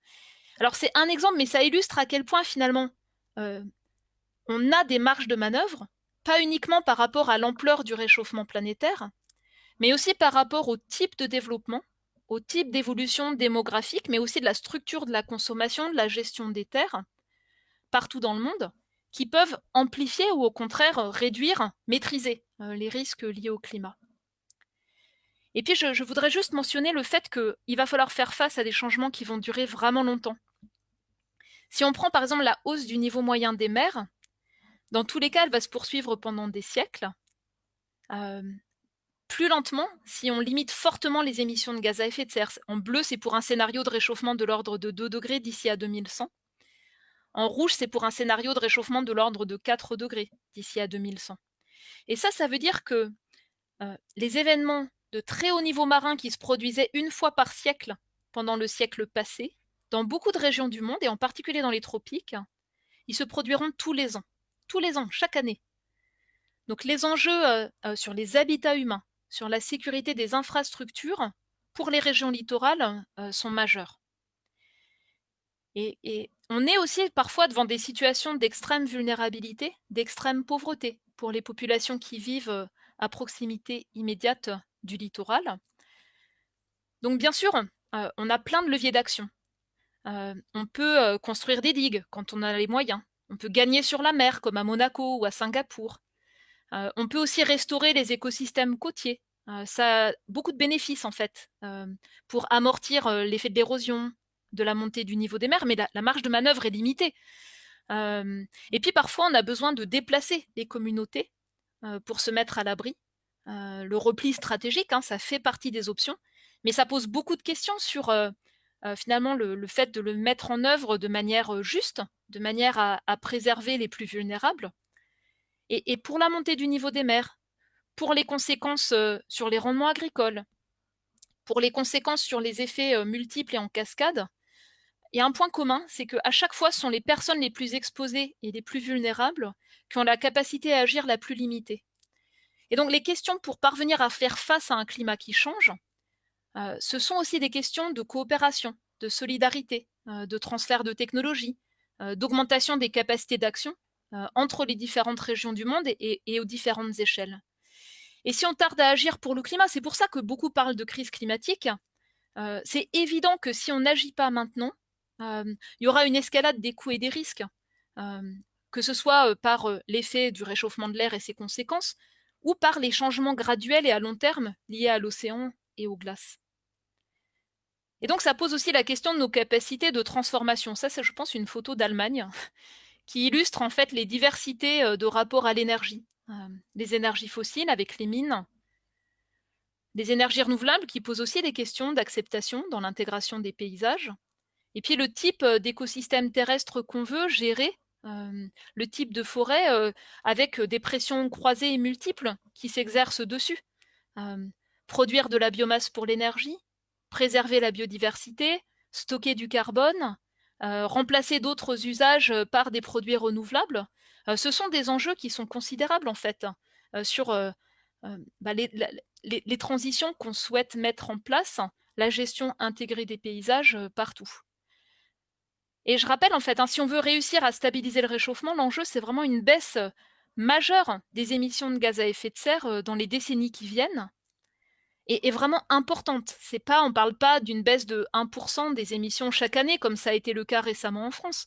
On parle de changer d'échelle, de multiplier par 3 le rythme de baisse pour un pays comme la France. Et plus on tarde à agir, plus en fait, inéluctablement, on dépassera plusieurs niveaux de réchauffement, 1 degré, 1,5 degré, avec le risque d'effets irréversibles, de perte d'écosystèmes, de gestion de crise après crise pour les sociétés les plus fragiles, si on ne le fait pas rapidement. Donc je pense que c'est dans ce sens-là que beaucoup parlent de cette question d'urgence à agir. C'est par rapport aux conséquences liées à une action trop lente ou trop tardive. Et comme je le disais tout à l'heure, la question aussi des inégalités, elle est très présente. C'est une photo ici qui vient du Brésil, mais qui illustre le contraste entre les zones urbaines, liées à une consommation forte, à des revenus plus élevés, et puis les populations qui vivent en marge des zones urbaines. C'est illustré ici avec le travail sur les déchets, mais en fait, on le voit de plein d'autres dimensions partout dans le monde. Et donc la question qui est posée, c'est une approche systémique pour mener des transitions dans les grands systèmes, bien sûr, de production, pour l'énergie, l'usage des terres, pour les villes, pour l'industrie, pour les infrastructures, avec toutes les questions d'efficacité énergétique, d'économie circulaire, d'économie de ressources. La question des transformations qui touchent aussi à nos modes de vie, au fonctionnement de nos sociétés en termes de maîtrise de la demande. Et en termes de soutenabilité, c'est évident que si on maîtrise la demande en énergie, la demande en matériaux non renouvelables et la demande alimentaire en protéines animales en particulier, ça facilite de faire baisser les émissions. On a des systèmes de production qui sont plus légers, plus faciles à transformer. Et ça pose la question de ce qui est faisable. Je vais terminer avec ça. Il y a une dimension sur le fonctionnement du climat, j'ai essayé de l'illustrer. On a une marge de manœuvre. Il y a un fonctionnement sur d'autres aspects liés à l'environnement. La biodiversité, les ressources en eau. Il y a un aspect technologique. Bien sûr, il y a des solutions technologiques et heureusement, c'est la bonne nouvelle. On peut décarboner la production d'électricité, on peut mieux stocker l'électricité, on peut décarboner les transports. Ce n'était pas possible il y a 10 ans, ça devient accessible. On peut produire avec des techniques agronomiques en augmentant la quantité de carbone stockée dans les sols. Donc il y a beaucoup de leviers d'action technologiques. Puis il y a la question de la faisabilité économique, la réorientation majeure des investissements hors des fossiles vers les autres aspects d'efficacité énergétique, de solutions bas carbone. Il y a des questions de faisabilité institutionnelle, les règlements, les lois. On a beaucoup de freins, en fait, à ces solutions. Puis il y a aussi ce que les gens sont prêts à faire. La question de la sociabilité qu'on appelle sociale ou culturelle. Et ça pose aussi la question de comment on construit des transitions qui soient éthiques, qui préservent les droits humains, qui préservent la biodiversité, équitables au sens du partage de l'effort, et justes. Et la question de la justice, c'est important. Il y a une question de justice économique sur la compétitivité des entreprises. Il y a une question de justice sociale, le juste partage de l'effort. Il y a une question de justice liée au processus démocratique, la participation au processus de décision. Et c'est peut-être le point le plus essentiel, parce que s'il n'y a pas une perception de justice, alors on aura des obstacles majeurs, en fait, à avoir des politiques publiques qui accélèrent la baisse des émissions de gaz à effet de serre ou qui renforcent les capacités d'adaptation. Voilà, donc je voulais terminer par ce point-là, parce que je pense que c'est très proche des préoccupations de votre groupe, ces questions de vie démocratique et ces questions aussi de réflexion sur un développement qui soit réellement soutenable et désirable. Oui, merci beaucoup. Merci beaucoup pour cet exposé très riche. On était effectivement en attente de cette faisabilité dont vous parlez, mais on voit que la coopération est indispensable, si j'ai bien compris ce que vous nous dites. Et cette coopération, de fait, elle vient aussi nous rappeler à nous autres ici dans nos différentes associations à quel point il y a un enjeu politique en fait aussi derrière tout cela. C'est-à-dire il faut que différentes sociétés du monde, selon leurs différentes conditions, osent collaborer, décident de collaborer. Une question que vous avez peut-être vu venir au passé, non, je ne pense pas. Une question, par exemple, dans le chat, m'a été envoyée en me disant quelle chance y a-t-il, par exemple, de faire de la forêt amazonienne une sorte de patrimoine mondial qui permettrait en fait de sanctuariser. Alors, c'est un élément, un levier d'action, bien sûr, parmi bien d'autres que vous avez mentionnés. Mais cette question-là, alors je vous la pose, et elle souligne évidemment l'énorme enjeu politique, parce que la forêt amazonienne appartient au Brésil, un État souverain, mais la manière de traiter la forêt amazonienne, j'imagine, enfin je crois comprendre que la manière de la traiter impacte aussi tout le monde. Est-ce que vous avez un regard sur ce genre de problème aujourd'hui, d'acceptabilité aussi politique des mesures Alors, je peux juste mentionner le fait que cette forêt amazonienne, elle est aussi attachée à des droits des peuples autochtones qui sont aujourd'hui menacés fortement par les pressions pour mettre en culture ces forêts primaires qui ont une valeur particulière en termes à la fois de stock de carbone, mais aussi en termes de biodiversité unique. Et qui font partie du patrimoine, c'est vrai, écologique mondial, y compris la longue histoire de l'interaction avec les peuples autochtones et cette forêt. Et sur ce volet particulier, le Brésil s'était engagé dans le cadre de l'accord de Paris sur le climat à avoir une déforestation zéro nette à horizon 2025, si je me souviens bien, de ce qui a été promis par l'État brésilien avec le gouvernement précédent. Et on a vu sur ces dernières années, avec une politique soit de laisser aller, soit d'incitation cachée à la déforestation par les acteurs de la mise en culture agricole, à quel point finalement cet engagement n'est pas du tout tenu.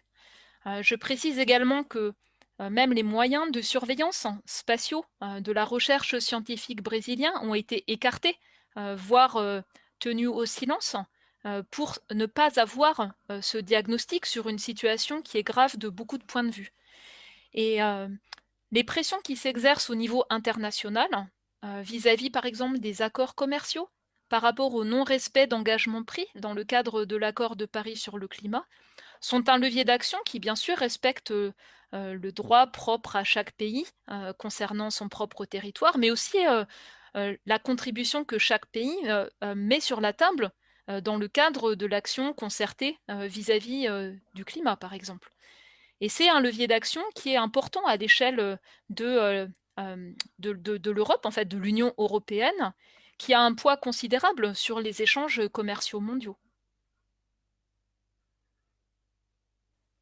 Est-ce que vous pensez qu'il serait possible de parler de l'environnement, dit une participante, comme d'un bien commun, et que juridiquement, on peut arriver à...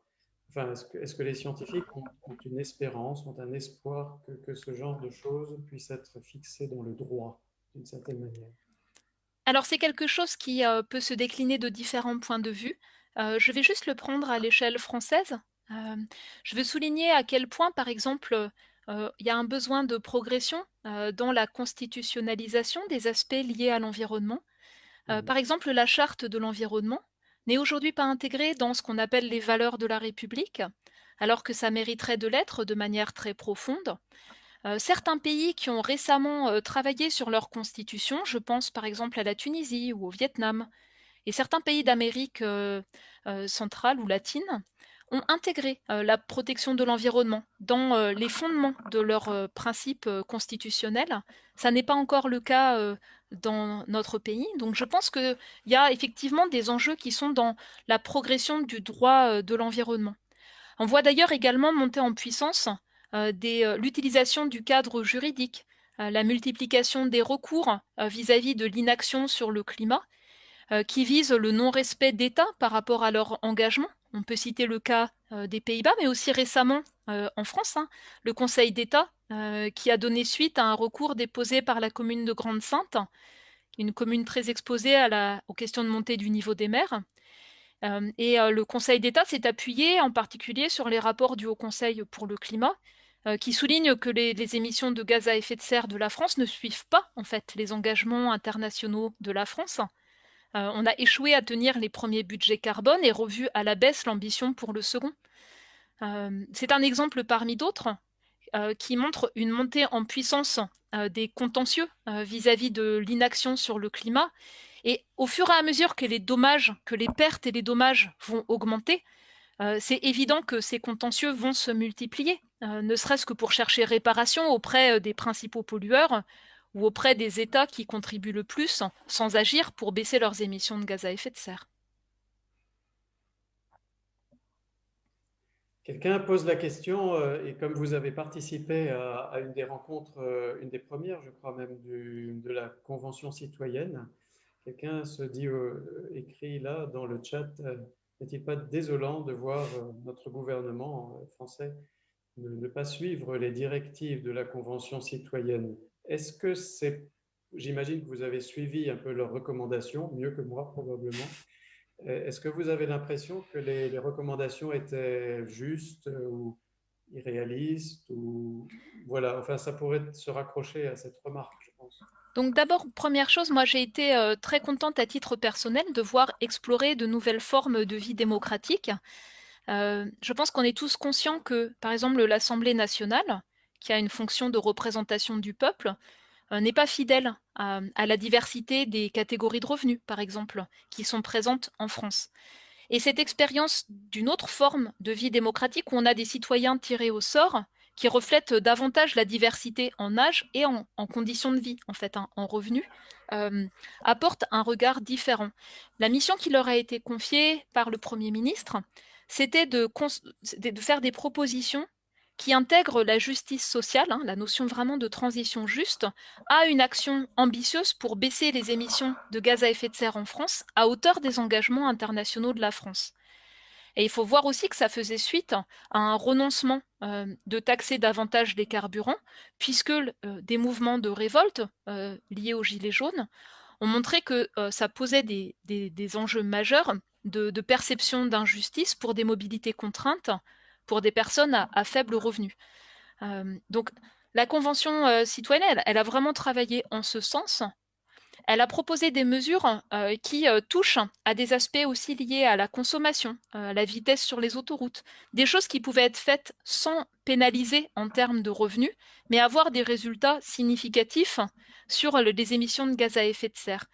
Et certaines de ces mesures, je pense, qui avaient potentiellement le plus d'impact en termes d'émissions de gaz à effet de serre, ont été très rapidement écartées.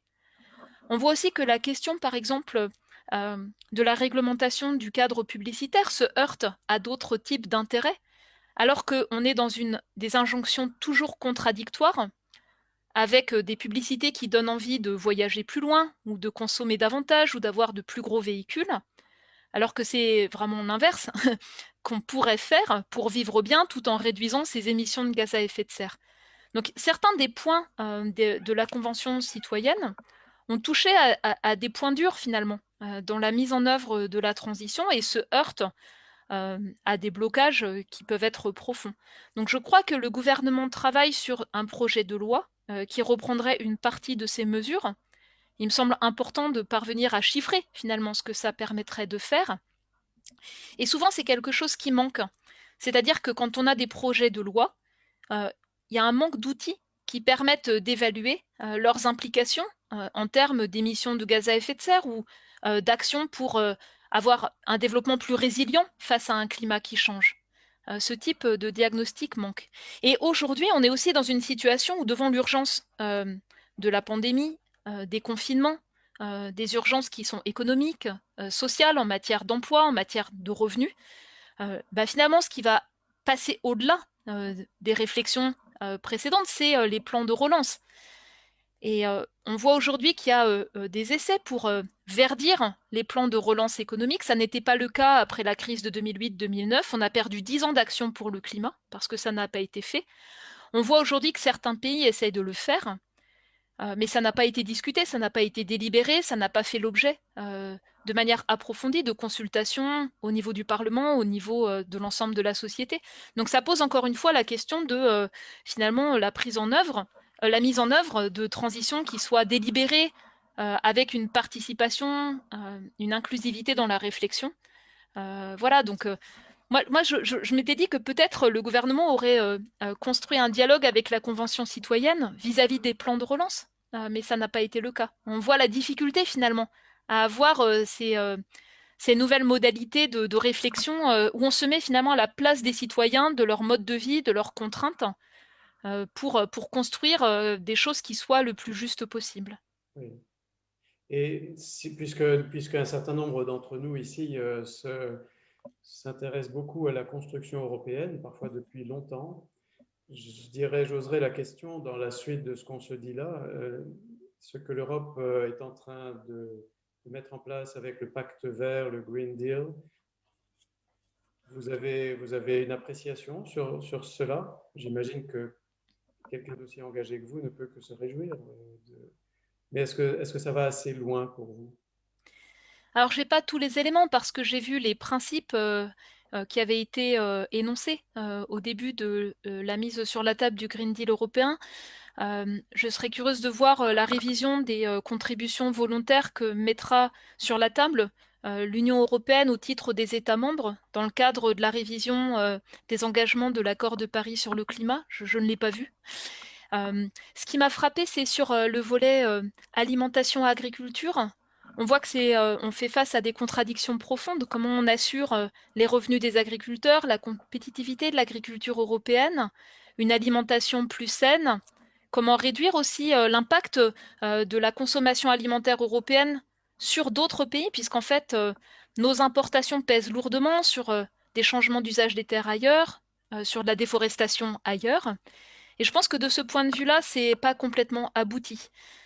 C'est pas complètement abouti sur les attendus et le fait de réconcilier finalement les dimensions revenus des agriculteurs, accessibilité de l'alimentation et une autre production alimentaire qui réduit les empreintes environnementales. C'est, je pense, un des sujets les plus délicats.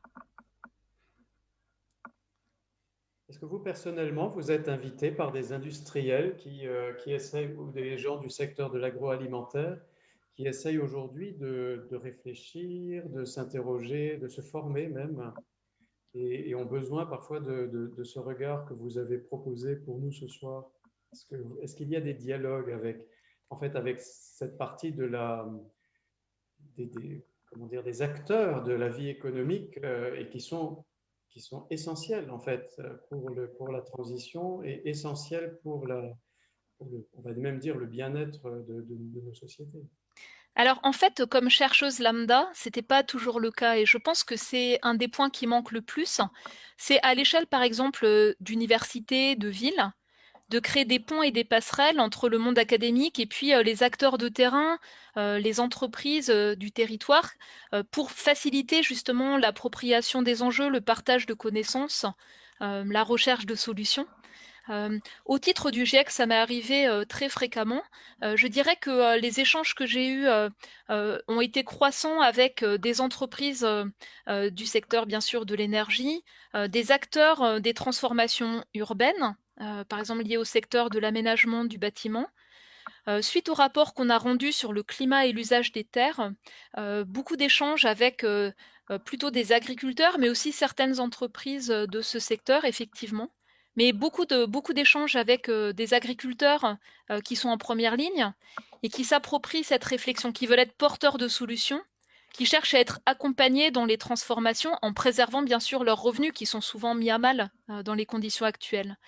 Et je vois vraiment un mouvement profond dans ce secteur d'activité qui a souvent été accusé de contribuer au problème, mais qui en fait cherche à porter des solutions complexes.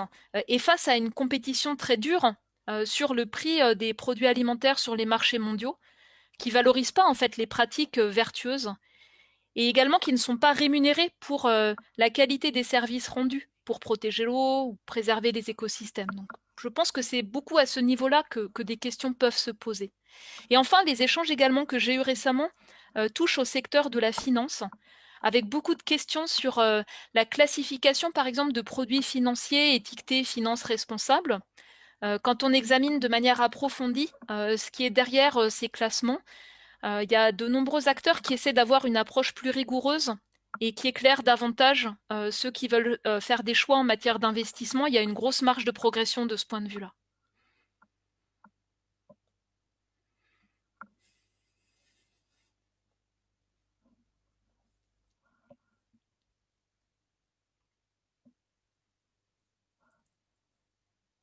Alors là, je n'entends pas.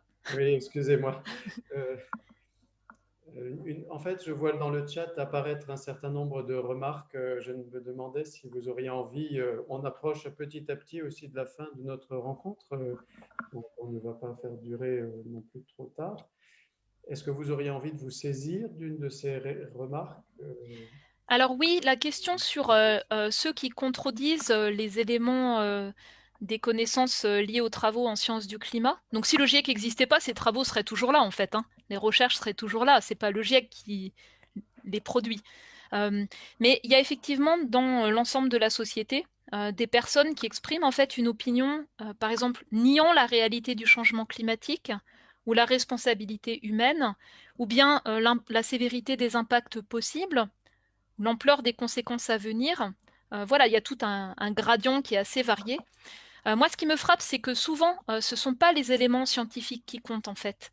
Ce sont plutôt des valeurs personnelles, profondes, liées à la vision du monde, liées parfois, par exemple aux États-Unis, à l'idée que les marchés libres peuvent régler tous les problèmes. Et là, on voit bien qu'on se heurte à des difficultés sur la prise en compte de ce qu'on appelle les externalités environnementales.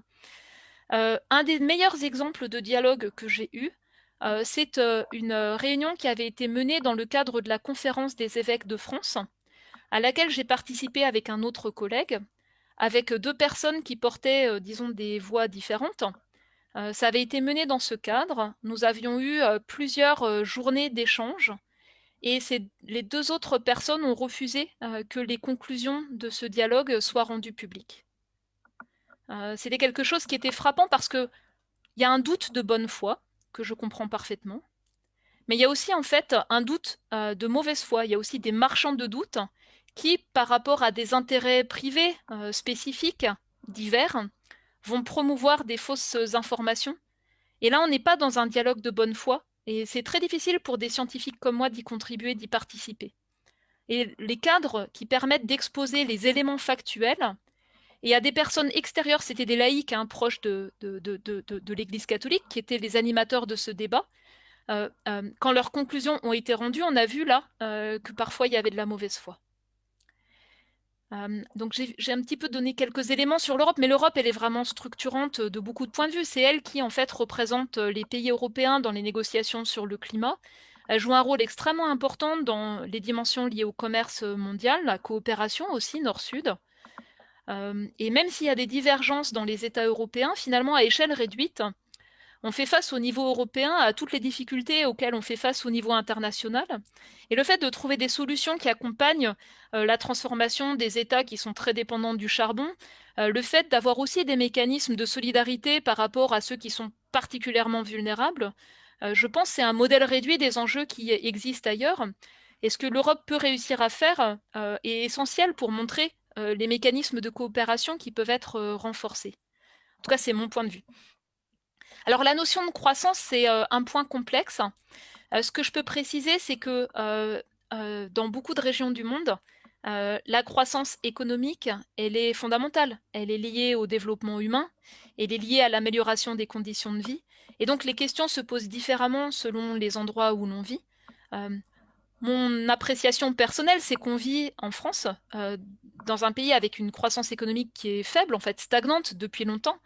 Et donc la question n'est pas seulement celle de chercher à tout prix l'augmentation du PIB, c'est celle en fait de chercher à tout prix ce qui permet de vivre dignement des résultats de son travail et pas simplement la croissance du PIB seul.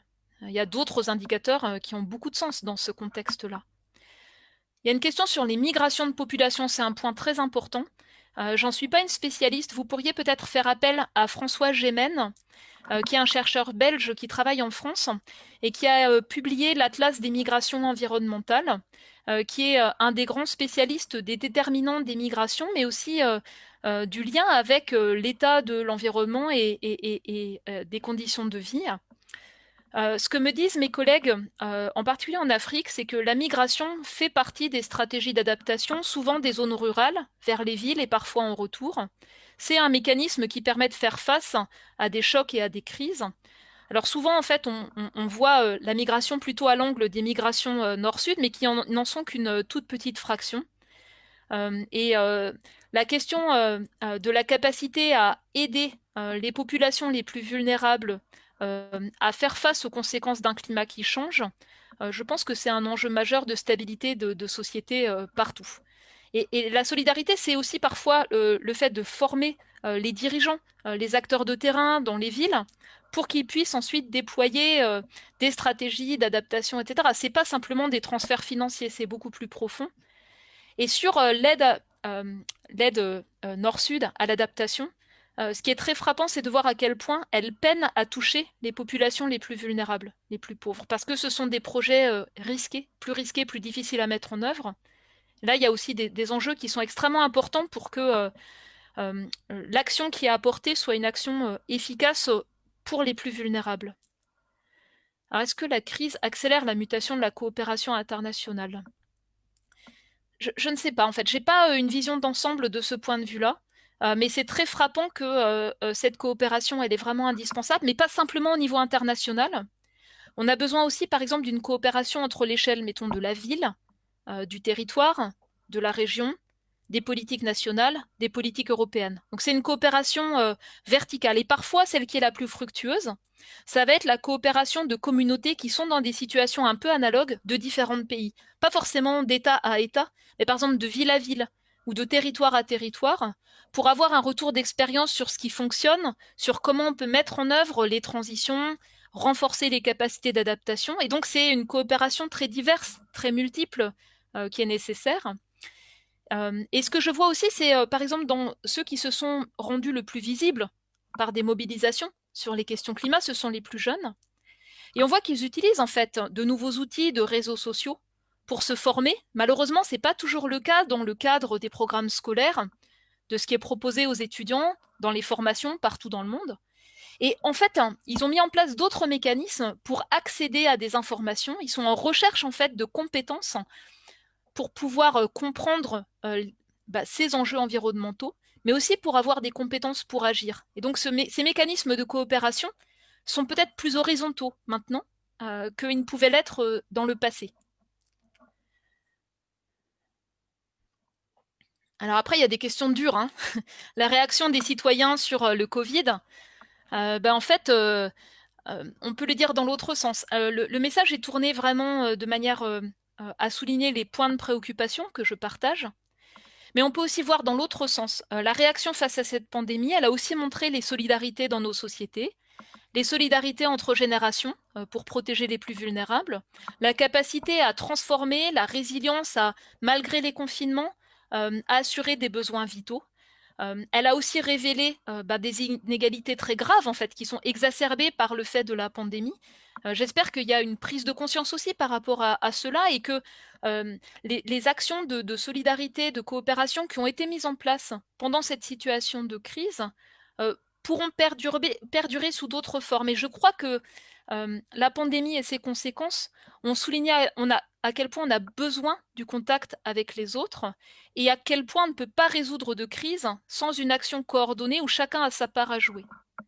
Donc quand on sera sorti de ce tunnel, peut-être que la relation à la science sera aussi un peu différente. Parce que c'est le progrès de la science qui peut permettre d'avoir accès à un temps incroyable, en moins d'un an, à des vaccins, par exemple, ce qui n'était pas le cas pour d'autres pandémies précédentes aussi rapidement. Donc peut-être il faut se donner aussi le temps de l'analyse, au-delà de la période préoccupante et de l'anxiété qui peut être maximum, pour en tirer l'ensemble des leçons.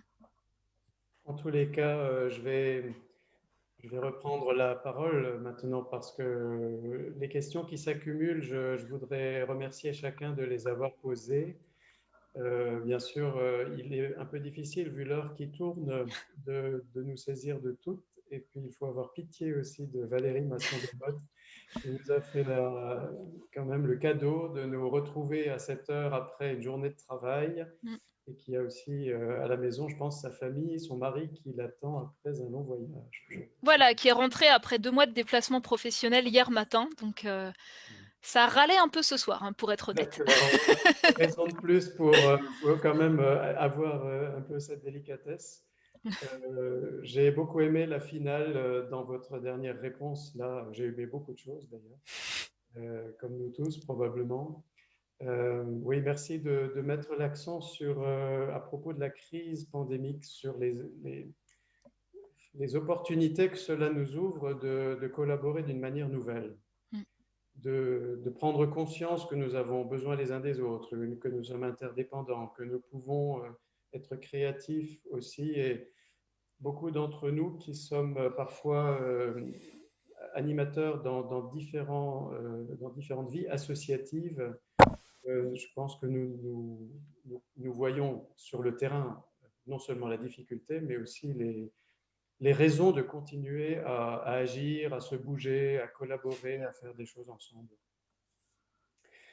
Voilà, et je vous remercie vraiment infiniment de nous avoir donné une vision aussi pointue, mais aussi accessible du travail des scientifiques pour pouvoir justement mieux défendre la crédibilité, je dirais, de ces données, de ces analyses qui sont battues en brèche, voilà, pour différentes raisons, comme souvent dans toute crise d'ailleurs. Hein, il y a souvent, je dirais presque, ceux qui exploitent un peu la situation de crise et qui vont diffuser des informations qui leur permettent peut-être de défendre leurs propres intérêts.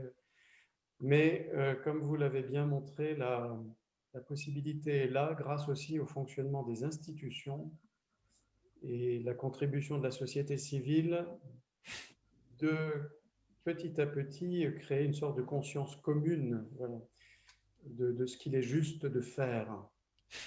Et je ne me suis pas trompé, n'est-ce pas? Vous avez publié pour des jeunes et des enfants du monde scolaire. Oui, j'avais fait avec, un avec mon mari et 2 avec des collègues, 3 petits livres pour des 9-12 ans. C'est ça. Avec l'idée de susciter la réflexion, de donner des pistes pour agir et pour comprendre. Et aussi, je l'espère, de développer l'esprit critique parce qu'on voit à quel point c'est nécessaire. Voilà, ben ce sera le mot de la fin. Et je vous remercie beaucoup avec nous tous. Les applaudissements vont être un peu étouffés, peut-être parce que les micros sont désactivés, mais de la part de nous tous, je vous remercie vraiment beaucoup et chaleureusement. Le chat, d'ailleurs, est en train de vous envoyer des tas de merci. Et François Brunagel vous salue tous également. Toute l'association du CIE est heureuse de vous retrouver. Voilà. Et avec le regret de ne pas être venue à Strasbourg, où j'ai aussi de la famille, ça aurait été vraiment avec plaisir, et en soulignant que voilà, la technologie, elle apporte aussi des solutions qui vont rester parce que ça permet d'interagir peut-être plus facilement à distance, même s'il faut s'y adapter. Donc, merci infiniment de votre invitation. J'aime ce côté positif de vos propos, et votre venue à Strasbourg n'est que partie remise. Merci à tout le monde. Bonne soirée. On va voir le lien. Merci. Au revoir, à bientôt.